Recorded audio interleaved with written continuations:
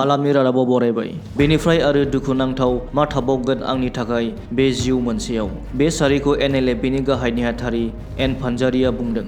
सनाय केम्पनिफ्राय ओंखारलांनायनि उनाव बिथाङा बेखौ गावनि ससियेल मिडिया एकाउन्टआव दुखुनांथाव पस्ट खालामदोंमोन। बिथाङा गावनि मोनसे ससियेल मिडिया एकाउन्टआव लिरदोंमोन, बर' रायजो राजा नोंथांमोननिसिम आंनि फंनैसो गिबियावनो दुखु मोननाय फोरमायहरबाय। BTRआव जेरावबो मानो गोजोन गैया। जोंनि नांनाया बर'नि मोनथायखौ लानानैसोमोन। नाथाय जों दिनै मानो सैमाफोर बायदि गावनि हायावनो होखांजानो गोनां जाखो? दिनै जों मानो आलाय सिलाय? बर' हारिनि इयुना बबे लामाजों आगान सुरगासिनो दं? मानगोनां रायजो राजाफोर मोनदां हादोंना? दिनै जोंखौ सावरायनायनि मुङाव लिंना लाबोनानै मा खालामनो सानखो आसाम सोरखारा? ना सावरायनायानो जोंखौ होखांनायानोमोन नामा? हारिनि खैफोदनि समाव दिनै जों मानो खौसे जानो हाया? खोमसि जाबाय हनै बर'नि अख्राङा जोंखौ मोजां सावरायनो लिंहरनाया जेलाव सोनायनिसोमोन नामा? जोंखौ खोथा होदोंमोन आसाम सोरखारा, नाथाय मावनानै होनांगौआ फेलें जानायखौ नुनो मोनदों। नाथाय मानगोनां रायजोफोर, जों जोंनि मोनथायखौ मोनामानि आफादखौ सिफायनाय नङा बे रोखा। नांगौब्ला हारिनि थाखाय जिउ बावलांगोन। जों गोजोननि बेरेखा नङा, जों रावनिबो बेरेखा नङा।